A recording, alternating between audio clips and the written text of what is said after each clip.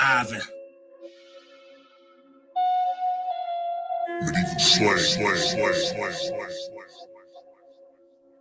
Yo, what you do is not original, everything is the replay. Entire thing's a remix, new period, new day. Sequel after sequel after sequel, all in sequence. Times more intense, many have lost all sense. Numb to their surroundings, adapted to their habitat. They don't want to listen to nothing you say, that's a fact. React and respond to emotion, so approach with caution. Fair warning if you're trying to make it to the morning. Not the first time, but now it's full ignition. Pole position is to beat us to submission. I'm not speaking intuition, neither any predictions, cause everything is scripted. Look it up yourselves, you can see their plans listed. Look, frightening is it? Better get yourselves girded. Some ignored it, but secretly they heard it. Pot's been in front of us all, but scared to stir it. Only the faithful live to be martyred, that means murder. Ain't nothing new under the sun, a full moon, just repeating of what happened before, now through you. Ain't nothing new under the clouds or clear skies. What you see is all the same, just through different eyes. Ain't nothing new under the sun or full moon, just repeating of what happened before, now through you. Ain't nothing new under the clouds or clear skies. What you see is all the same, just through different eyes. It's a thin line between the unbeliever and believer. Everybody wants to be the one, a diva. If I were you, I'd look to gather up arms as much as Shiva, cause the enemy's a liar, a deceiver. Soon it won't matter what's the brand of your sneakers. Start stocking up and invest in deep freezers. Meat cleavers, machetes and hatchets and other gadgets. Get acquainted with knowledge, survival tactics. Target practice and stamina. Getting your health spectacular with discipline and cutting thoughts off from master. Far from amateur, that's how they prevail and capture us. Sole intentions is the damage us, even poison and cannabis. Decisions been unanimous and everything's in motion. While I'm focused on the holy word and quote. Don't include me in no nonsense or anything that's toxic. How a man so engulfed and caught up in gossip. Ain't nothing new under the sun or full moon, just repeating of what happened before, now through you. Ain't nothing new under the clouds or clear skies. What you see is all the same, just through different eyes. Ain't nothing new under the sun or full moon, just repeating of what happened before, now through you. Ain't nothing new under the clouds or clear skies. What you see is all the same, just through different eyes.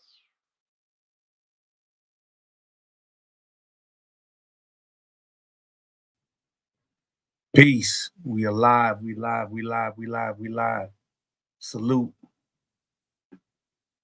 Salute. Peace.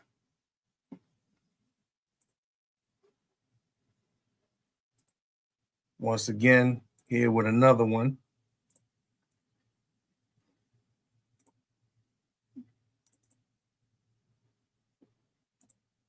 We're going to get to it.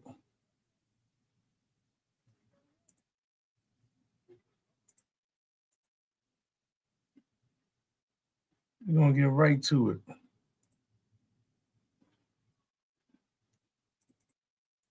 So before I start going through these slides, I'm going to present a portion of a video, and then I'll go into the direction of the topic for today. So let me get this video loaded.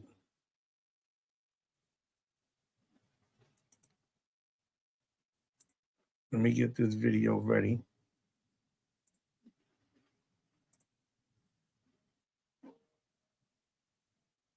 And I'm gonna let it rock for about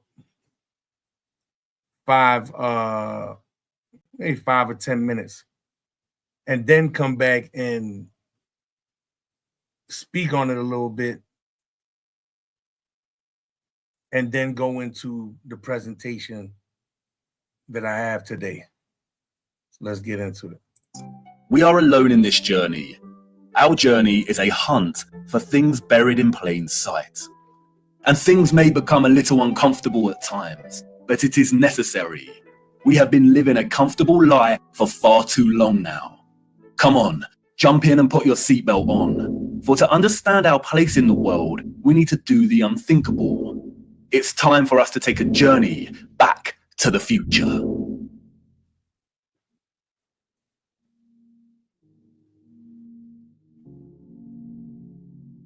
Our journey begins in the unlikeliest of places, 19th century St. Petersburg, at the entrance to St. Isaac's Cathedral.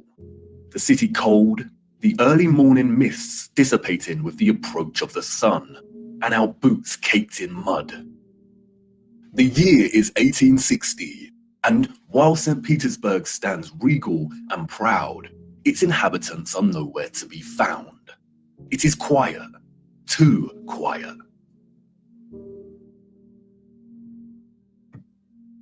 The population of St. Petersburg in the 1860s was, we are told, roughly 500,000 people, and yet there is not a soul in sight. Where is everybody?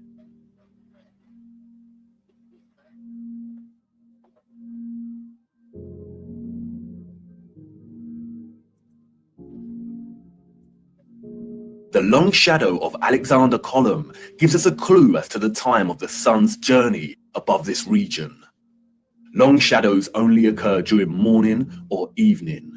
It must be morning, but it appears that no one has surfaced yet. If we travel 400 miles across to Moscow, we see the same thing. Empty, quiet streets. In 1860, Moscow shared a similar population with St. Petersburg, roughly 500,000 citizens. But again, where is everybody?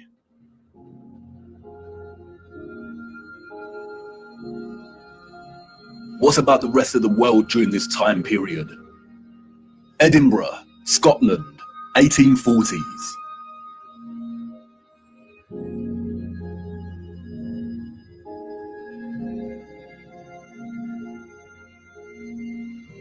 Copenhagen, Denmark, 1840s. Dresden, Germany, 1860s.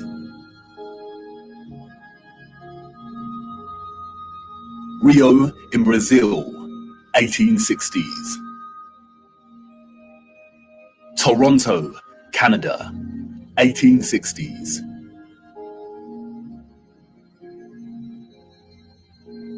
Pay attention to the skies in the pictures. Notice how the Athens skies in are Greece, all white. 1860s.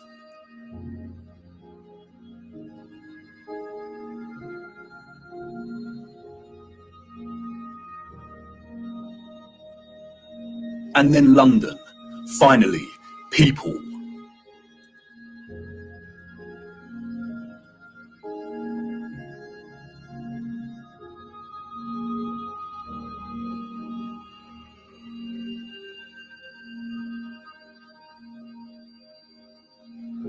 And what about Paris? People, life.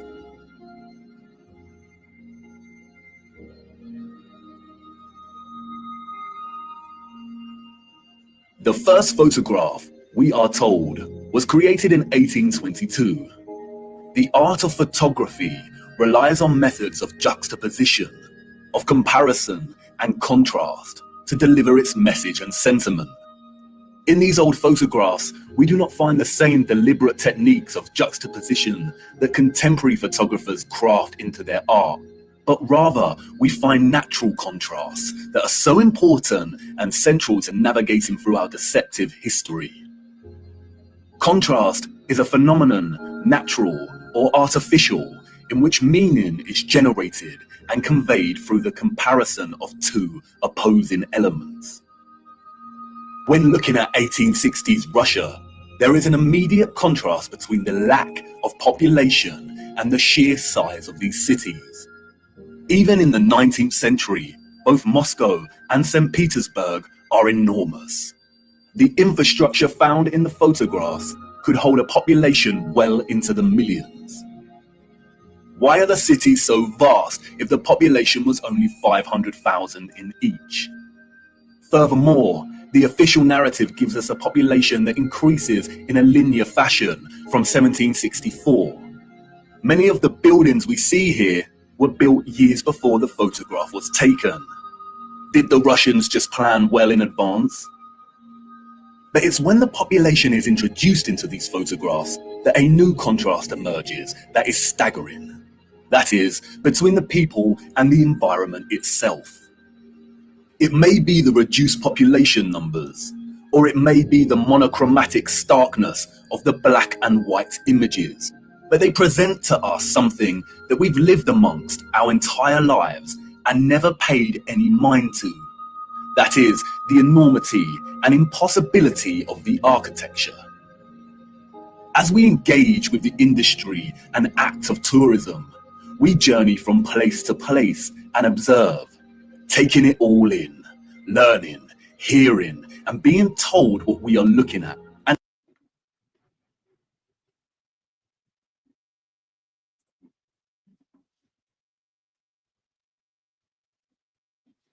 So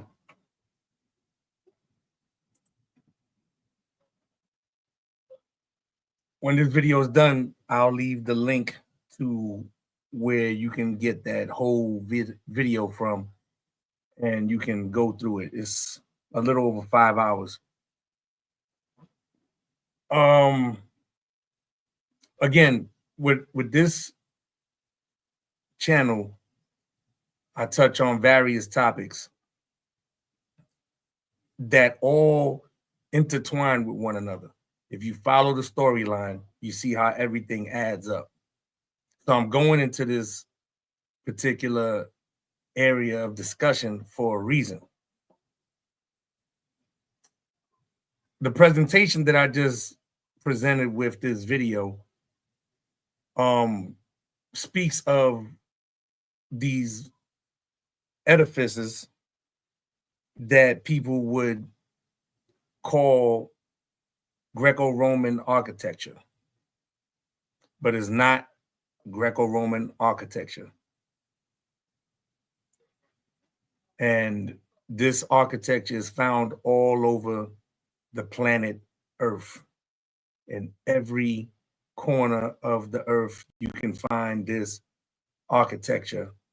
Every country, every city, every town across this planet and across this country, you will find this architecture, which is why I named this tonight, Hidden in Plain Sight, the Old World. These buildings that we see within our areas, they're not normal buildings. And neither were they constructed in our time.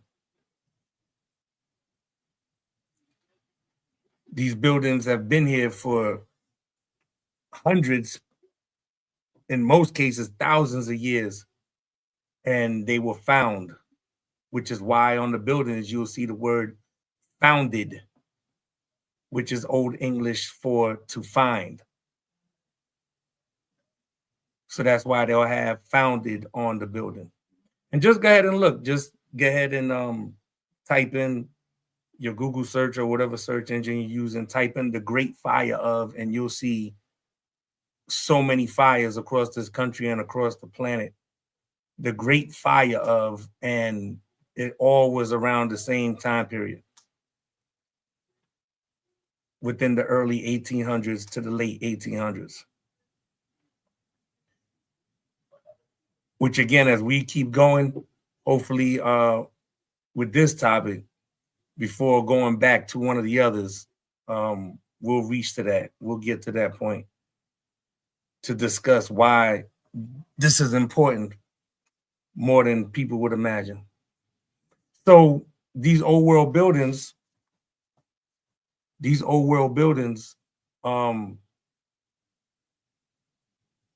they're here as proof and evidence of something far greater that people would never imagine it had anything to do with, which again, hopefully in a near future episode, we'll be able to go through biblically. But these buildings, like I said, they're all over the planet. You can find them everywhere. So we're going to go through a bunch that I had, particularly from where I'm from. As you see the hat, you see where I'm from. These things be hidden in plain sight, right in our face. And we never question it.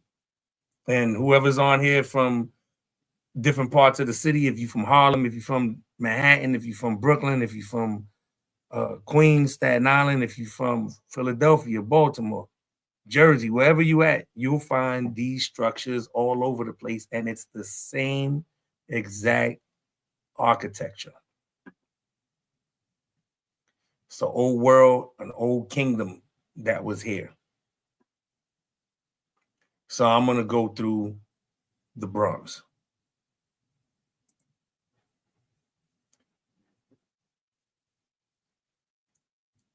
This is a glass palace.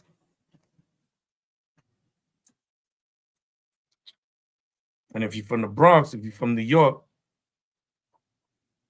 you know it to be the Botanical Gardens. But this is a glass palace. You can search and look up glass palace in the 1800s, and you'll see what comes up from Britain. And you see it looks almost identical. Which, by the way, they were allegedly building these so-called structures during world fairs, and they were supposedly, allegedly made of like cardboard or something, where they'd be able to be broken down and disposed of, which is a complete lie.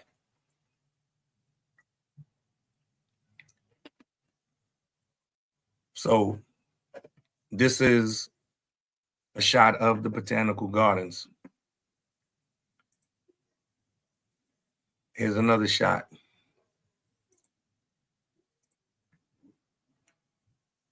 This is not regular, normal architecture. Yet, again, you see this all over the planet. You'll find this architecture all over the planet.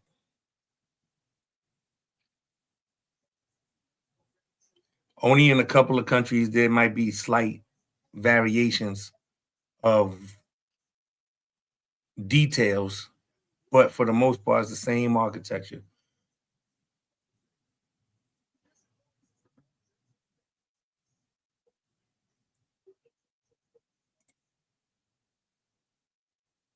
So that's the Botanical Gardens.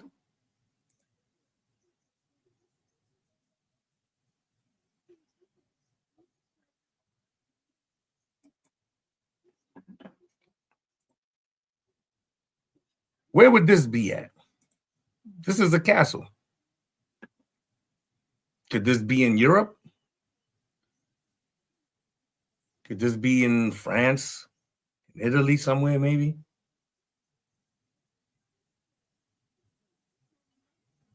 Belgium? No, this is in the Bronx. This is in the Bronx. In the Kingsbridge section on the west side. This is in the Bronx. And you see these things and you don't question, like, what is a castle doing in the Bronx? And this is one of tons that are in the Bronx. And I'm going to show one of the biggest ones in the Bronx. But this is right in the Bronx. These old world structures that are found across the planet.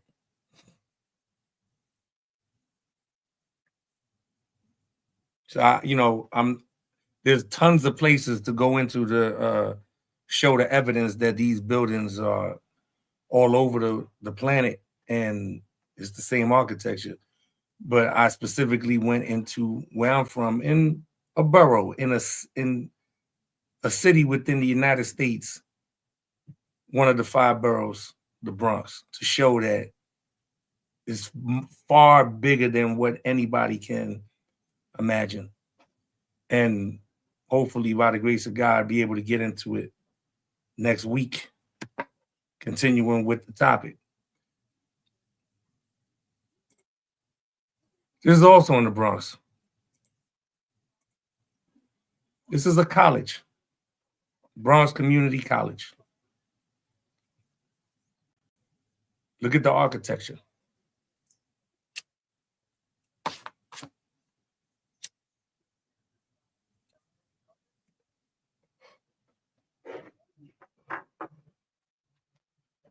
Take a good look at the architecture. Again, it's what the world will call, quote unquote, Greco-Roman architecture, but this is not Greco-Roman architecture.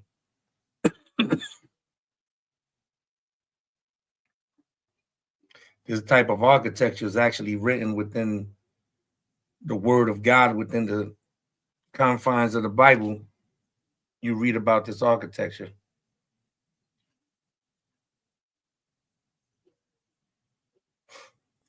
But this is in the Bronx.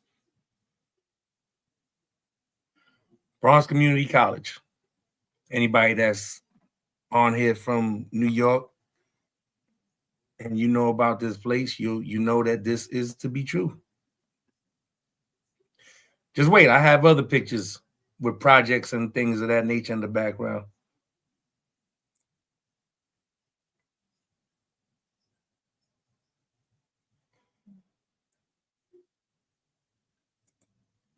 Yeah, that the dome shaped piece has, you know, many Capitol buildings and so forth.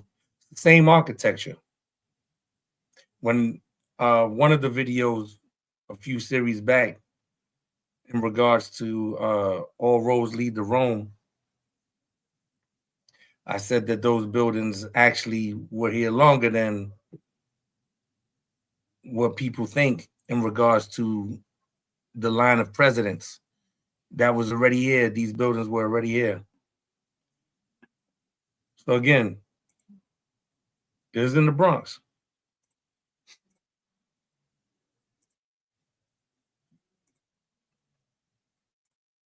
Bronx Community College. That's the Hall of Fame. And there's different figureheads there.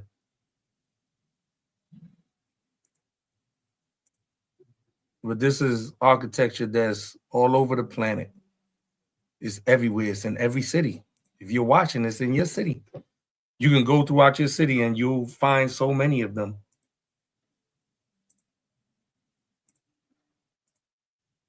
Anywhere in the country.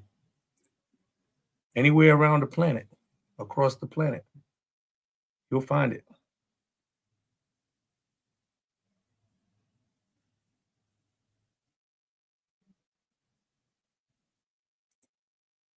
Anywhere you look, you'll find it. I got more. I got more. If you look throughout your city, anybody in here from Philadelphia, just go downtown Philly and you'll see. Baltimore, your downtown area, you'll see.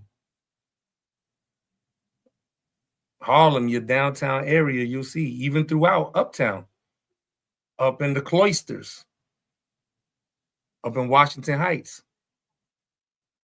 up in that area, the Cloisters.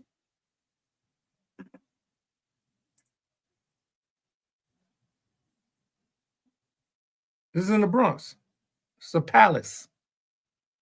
It's a palace.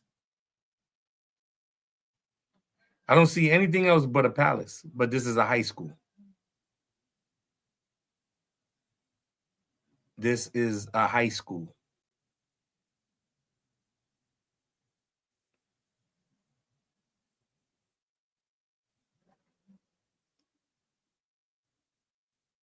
I'll leave in the description of the video the locations of the pictures and the names of each place in particular. You see the projects right in the background. This is a high school. That's a palace.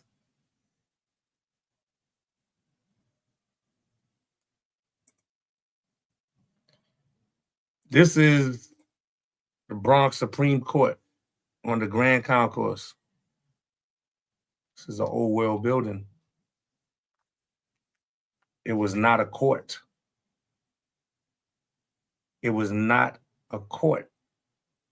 It was made into a court, but it was not a court. This was not built by any living person or dead person within our time, within the 1900s or the 1800s. This was already built and found. Somebody found it.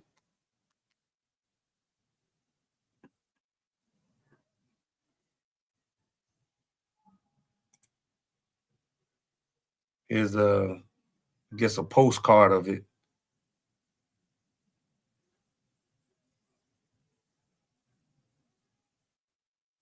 It's not built by anyone in this time. It was here already.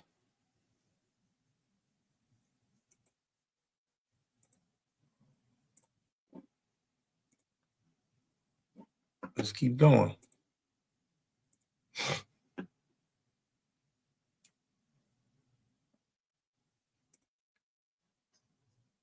It's the Bronx Zoo.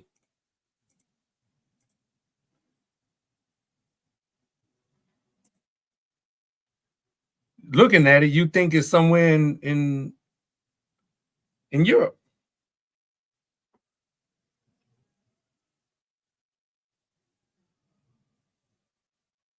You would think this was Europe.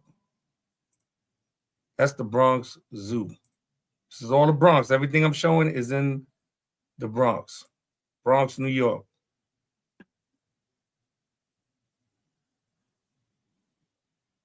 Everything. It's the Bronx Zoo. But what was really there before it was a zoo? That's the question. And what's under the ground there?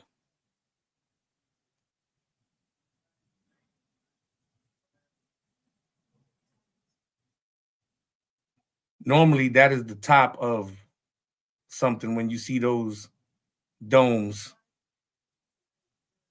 Is that it? Is it that tall, or is there more underneath? But again, this is the Bronx Zoo.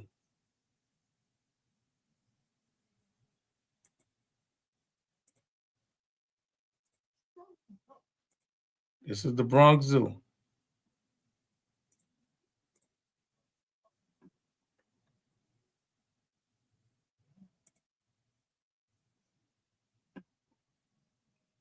This is in the Bronx. This is not Europe. It's not Russia. It's not France. It's not Belgium.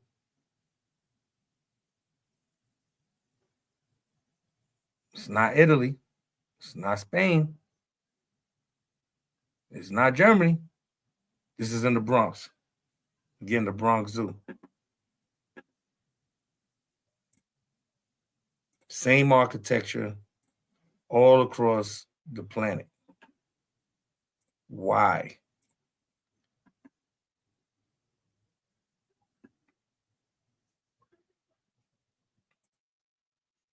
This is also the Bronx Zoo.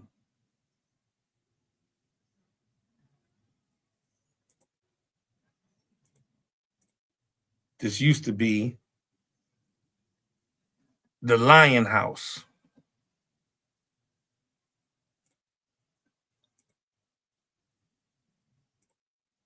Now it's Madagascar House.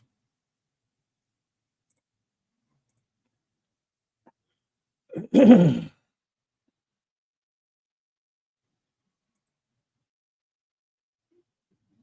is a high school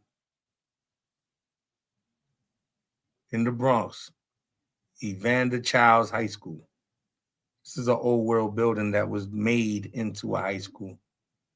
This wasn't built in this time.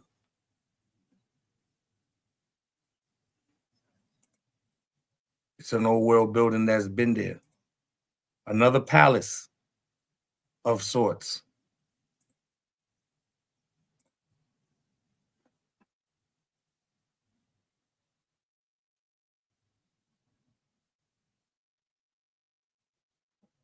So you, within your respective cities, you walking around and or driving around or moving about, just take a look and you'll see these buildings everywhere. It's the same.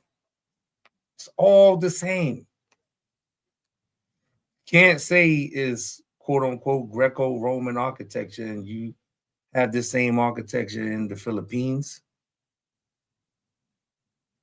It was in Japan heavy too. If you research it and you look, you'll see there was a bunch of them in Japan and in China. All over the planet Earth. These buildings, same architecture. Cuba, Brazil, Australia, everywhere, you name it, you'll find these buildings.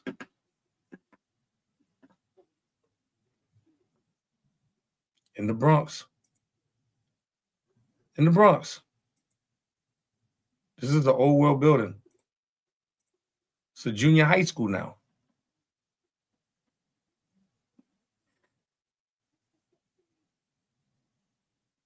If you take a look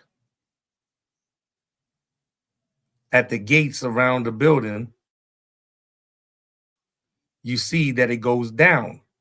So there's more of this building.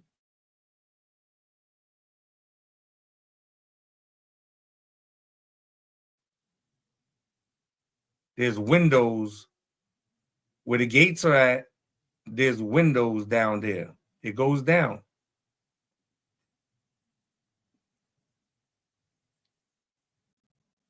All you got to do is zoom in and look at the pieces at the top of the dome.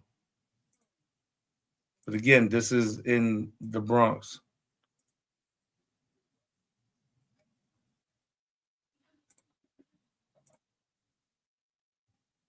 This is in the Bronx.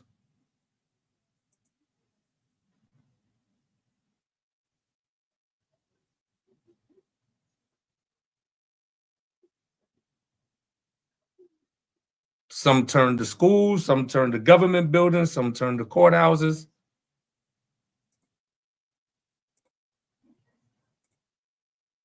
That's actually my junior high school.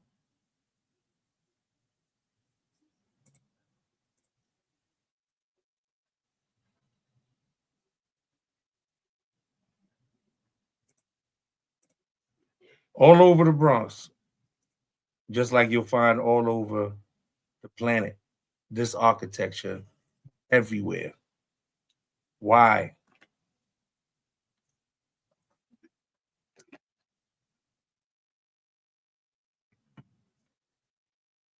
I'm going to show one of the biggest forts, castles in the Bronx right now.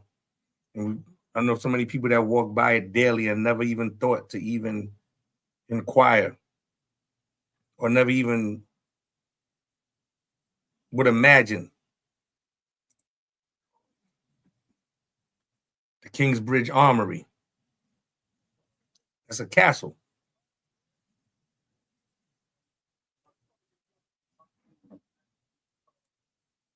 Kingsbridge. That's a castle.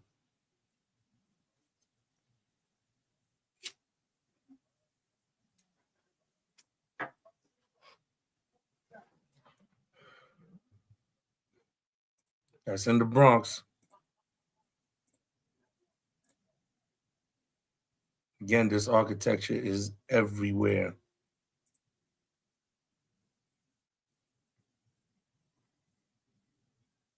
Everywhere.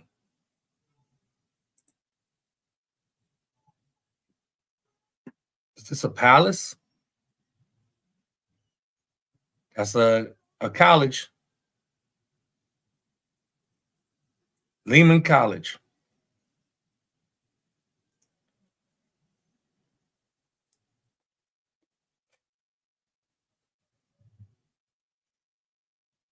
but it looks like a palace.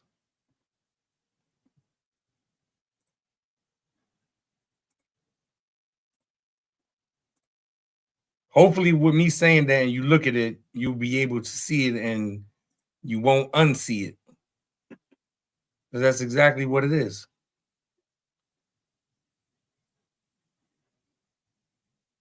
Why is nobody inquiring why these buildings similar all across the planet?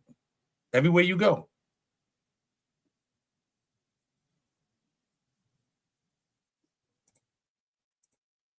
Everywhere you go, you see these structures everywhere.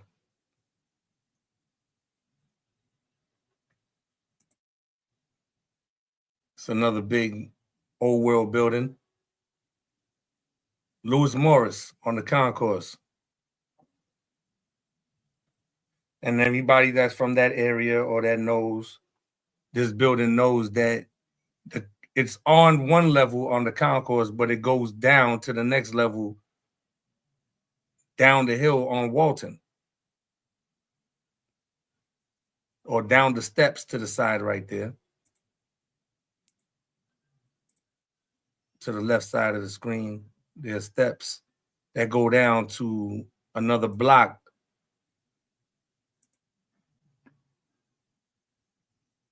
And the building stretches down there.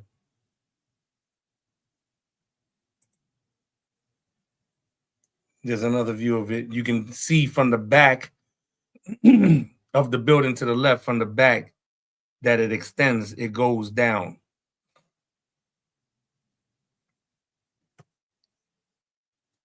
That building has been here for hundreds, if not possibly thousands of years.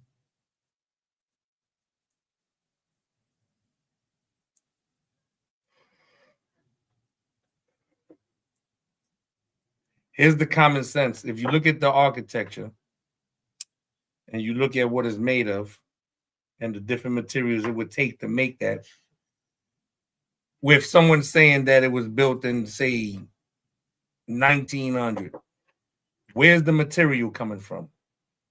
Where's the manpower? There's no pictures of any kind of cranes or anything showing anything. Like you see today, you see cranes, building the structures today, but you don't see that nowhere with any of these pictures. You can't find it. And if you do find scaffolding on it, it's to give the deception that they were building it, but it was already there. But you won't find any buildings with cranes or anything because it's not from this time. It's not from this time.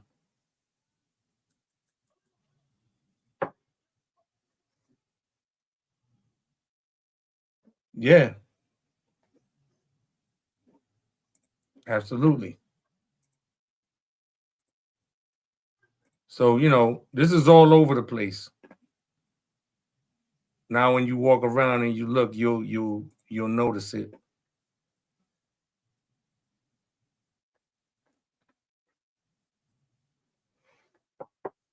Here's a famous spot. Lowe's Theater on the concourse, right off Fordham Road, which is an old world building. It is an old world building. It's the same architecture.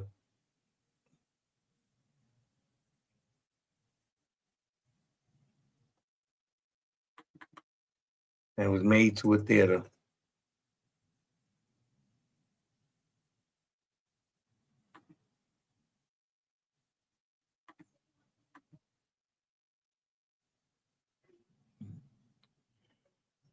It's all over the place. But again, a castle, a super castle in the Bronx.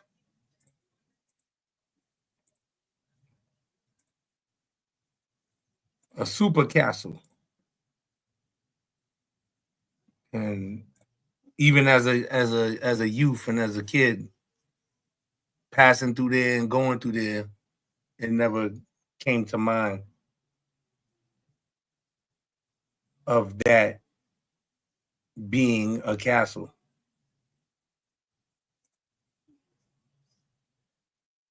This is a palace.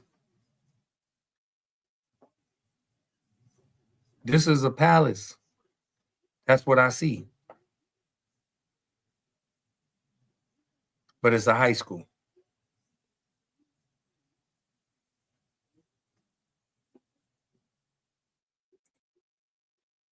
This is in the Bronx.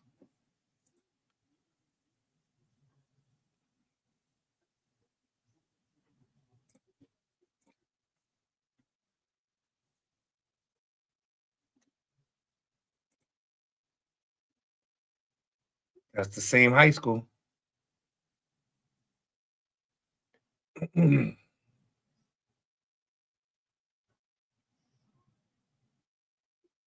I'll leave the name of everything in the description.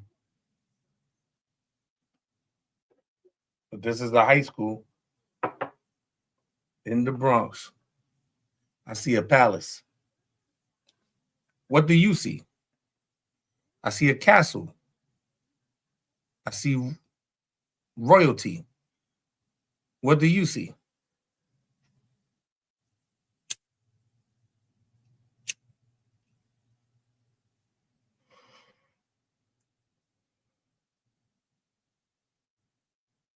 Do you see what we see? When I say we, although I'm by myself, there's a host of other individuals, brothers and sisters that see the same thing and believe the same things. Hence why do you see what we see?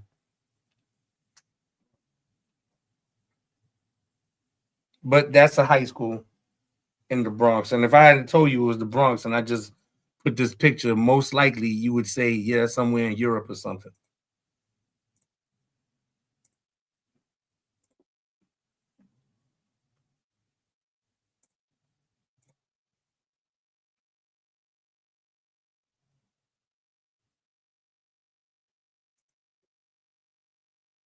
Once again, in the Bronx.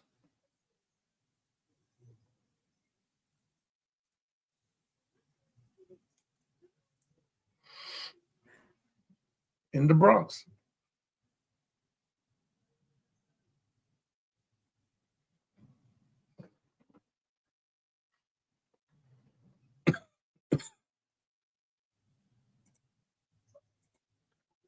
So while you walking around, driving around and about your business, like I said, you'll notice these everywhere you go.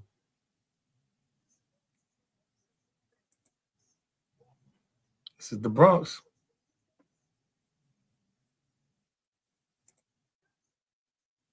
It's a school.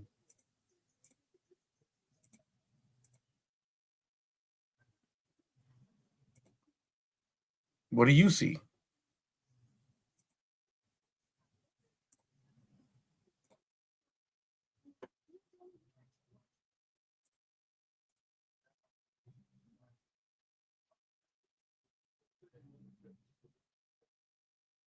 What do you see?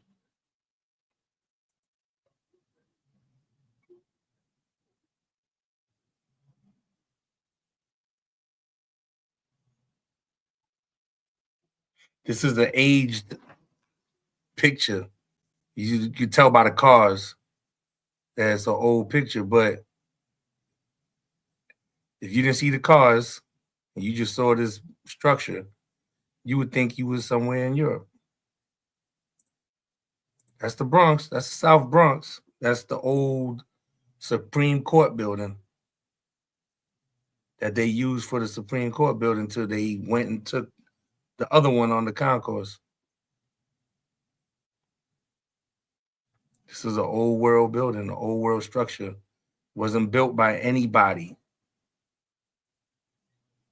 in our time.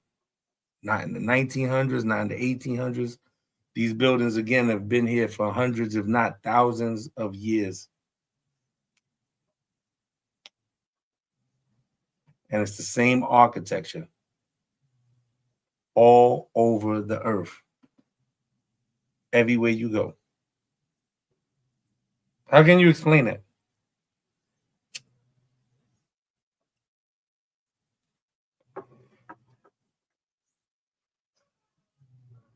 How can you explain it?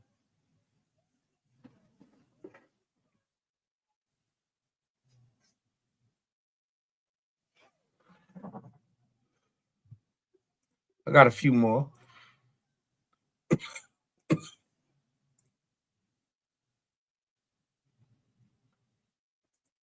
I didn't even scratch the surface with the amount of locations that have these structures throughout the Bronx, let alone the whole city, which I might do another borough. But again, that's the old Supreme Court. If you pay attention to the front and you see the windows close to the ground, there's more stories underground of this building. It goes deeper. So who's to say how far deeper it is underground? And what you see is only what you see. But again, not built by anyone in this time, within the 1900s or the 1800s.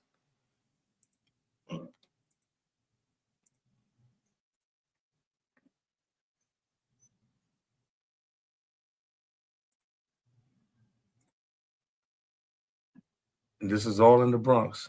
And again, I didn't scratch the surface. That's the Bronx. If I didn't say that, you would think it was Europe. Somewhere in Europe. That's the Bronx. I see a palace. It's a high school.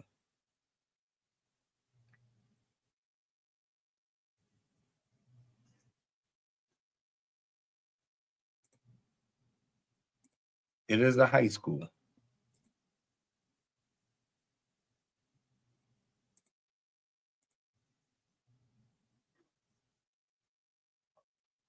Got a couple more.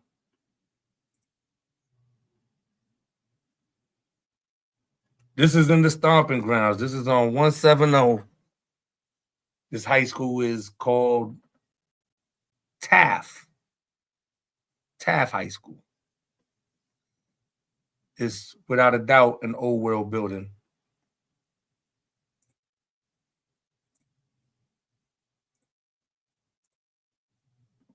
Without a doubt.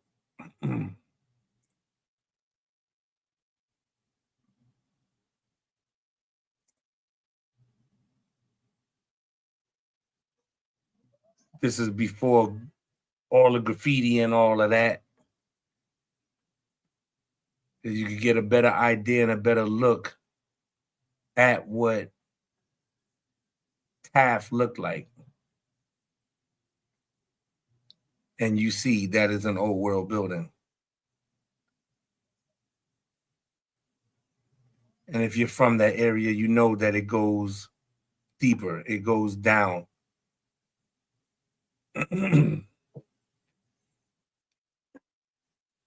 No doubt, an old world building.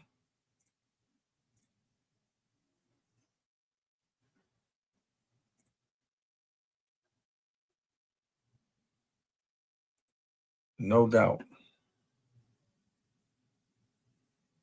So again,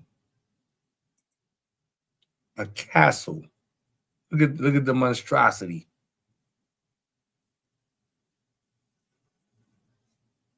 If you know this area, you know how big this place is. And the high school right next to it, Walton High School, is another old world building. That is a palace. It's right next door.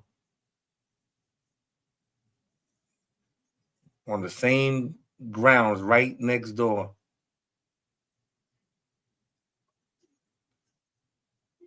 So I didn't even really scratch the surface, like I said, with the Bronx. Well, I barely scratched the surface, should I say. There's so many other locations. And the whole city of New York has so many locations. The whole state of New York has so many locations all over the planet. Every state, you will find this. Every state. Just to give it, probably go into it next week with a part 2 with this one and keep it in New York. I might go into Brooklyn next. And here's a castle in Brooklyn, the Brooklyn Armory.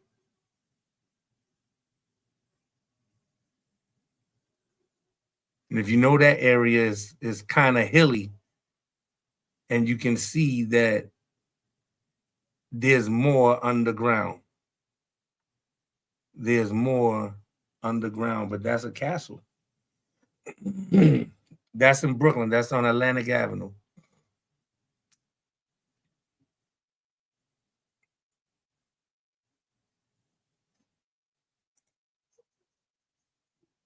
Castles.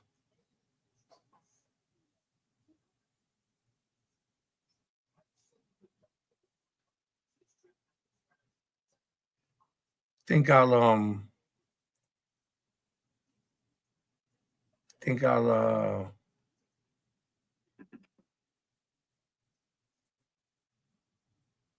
rock out with a little bit more of the video. Let me see.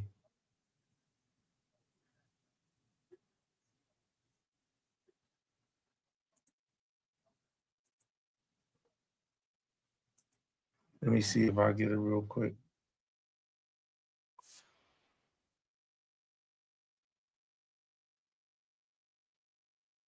Yeah, we'll rock out with it a little bit more just to spark more of the interest, because I will be going into the rest of New York City, God willing, next week. But I'm gonna play a little bit more of this, and you can check out the channel. Shout out to this individual right here, Isaac Taylor. Has a lot of good information and documentaries. The enormity and impossibility of the architecture. So there's a continuation of what I played earlier before going into the episode tonight. As we engage with the industry and act of tourism, we journey from place to place and observe, taking it all in, learning, hearing, and being told what we are looking at and how it came to be. And standing in front of a structure like the Arc de Triomphe in Paris, we might even exclaim, wow, how did they do this? You have one of those same structures in Washington Square Park, downtown in the Village in New York, and also in Grand Army Plaza in Brooklyn, in New York. Same architecture. But the moment, inextricably wrapped up in the busyness of the scene, perhaps prevents us from really asking that question with sincerity.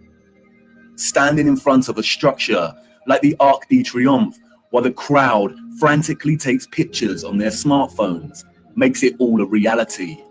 And we conclude, before being shoved away by new tourists, well, they had to have done it somehow because I'm here and looking at it. During our indoctrination at school, we are seldom shown old photographs of the grand cities scattered around our flat realm. And perhaps for good reason. Because when we marinate on images like this, and are presented with the visual evidence of a very primitive Victorian people dotted around like grasshoppers within the shadows of the most magnificent, grandiose, brilliant architecture a human could ever imagine, we begin to have doubts. Indeed, how did they build this?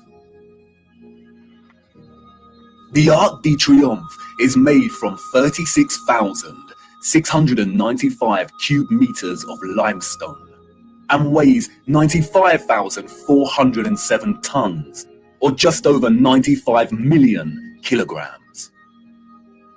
They tell us it took 12 years to build the giant arch in 2 different periods, between 1806 to 1814 and between 1832 to 1836.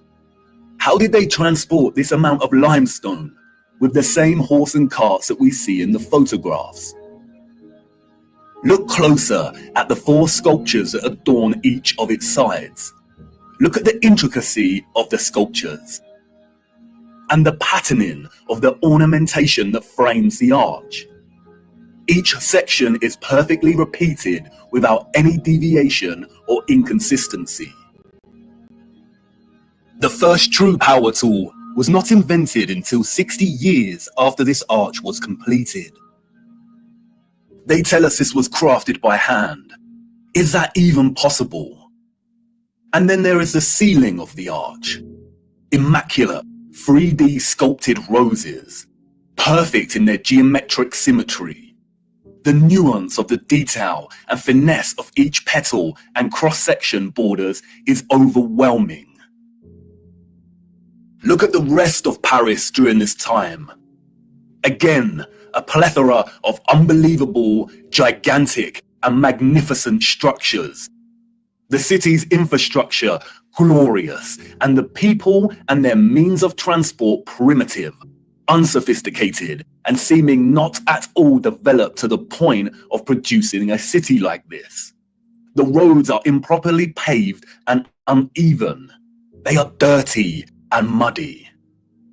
We also see buildings during this period in which the architecture aligns with the inhabitants. Buildings of misshapen proportions, less developed and refined, charming in their own way, but coarse in their use of wood and plaster. This is exactly the type of architecture we expect of a generation of horse and cart, a generation ignorant to the discoveries in technology that would follow in the years to come. Furthermore, at the time of this photograph, the arch is roughly 40 years old since its completion. Yet can you see how worn some of the parts of the structure are?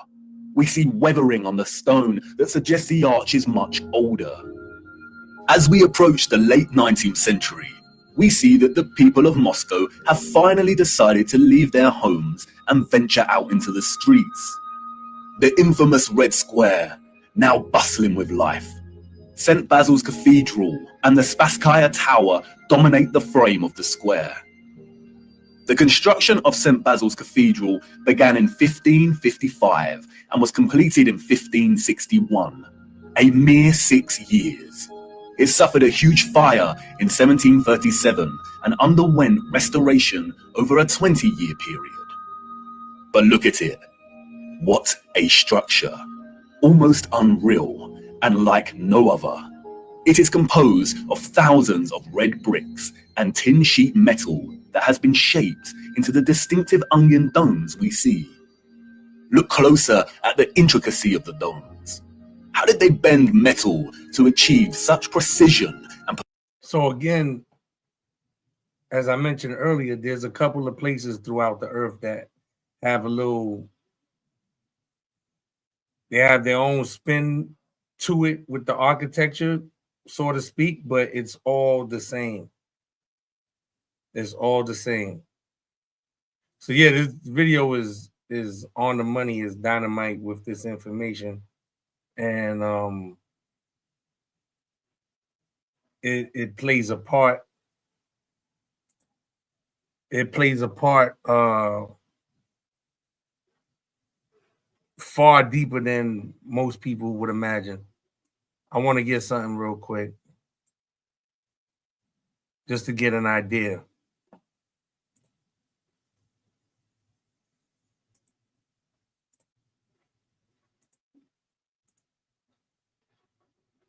just to get an idea.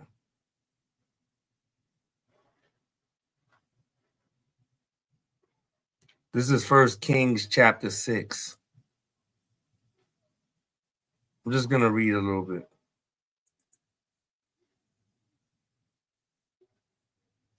We'll start at 21. So Solomon overlaid the house within with pure gold, and he made a partition by the chains of gold before the oracle, and he overlaid it with gold. And the whole house he overlaid with gold until he had finished all the house. Also the whole altar that was by the oracle he overlaid with gold. And within the oracle he made 2 cherubims of olive tree, each 10 cubits high. A cubit is about 18 inches. So multiply that, and you see how big those cherubims were. And 5 cubits was one wing of the cherub, and 5 cubits the other wing of the cherub, from the utmost part of the one wing unto the uttermost part of the other, with 10 cubits. And the other cherub was 10 cubits. Both the cherubims were of one measure and one size. The height of the one cherub was 10 cubits, and so was it of the other cherub. And he set the cherubims within the inner house, and they stretched forth the wings of the cherubims, so that the wing of the one touched the one wall, and the wing of the other cherub touched the other wall, and their wings touched one another in the midst of the house. So when you read on, you read about the architecture, particularly with the house of Solomon. This is the temple that's being spoken of, but his house, when you read it and you see what it says, you can see these buildings.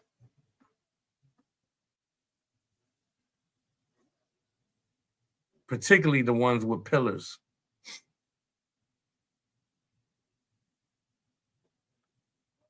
Particularly those.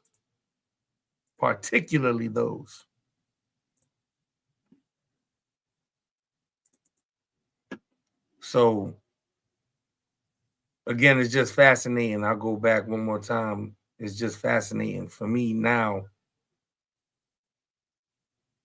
And I've been aware of this information for a few years now.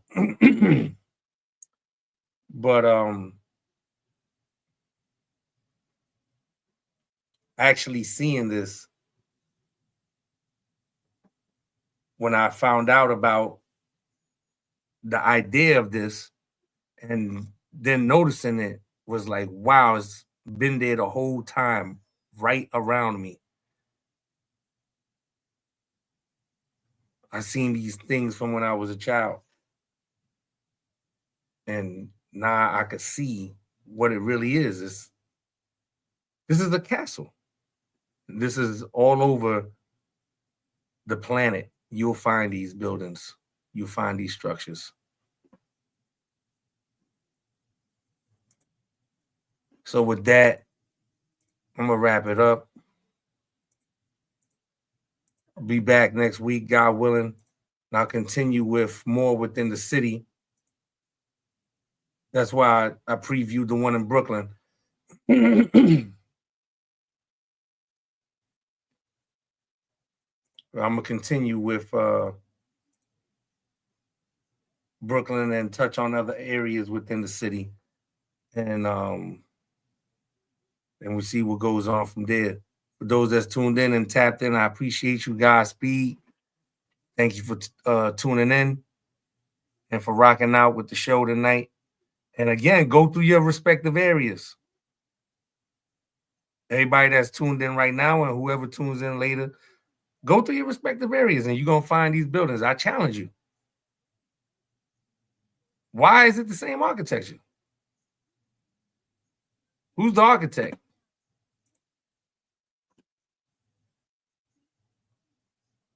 Peace, my brother. Much love. Thank you for tuning in, man. Appreciate you. So yeah, we're gonna continue next week, God willing. And when you tap in next week, or throughout the week, leave a comment if you see any in your area.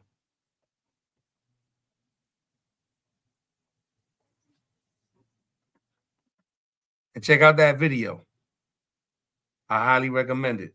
It was recommended to me by a brother of mine, and yeah, it's dynamite. All right, with that, I say peace, Godspeed, much love, salute. Gone.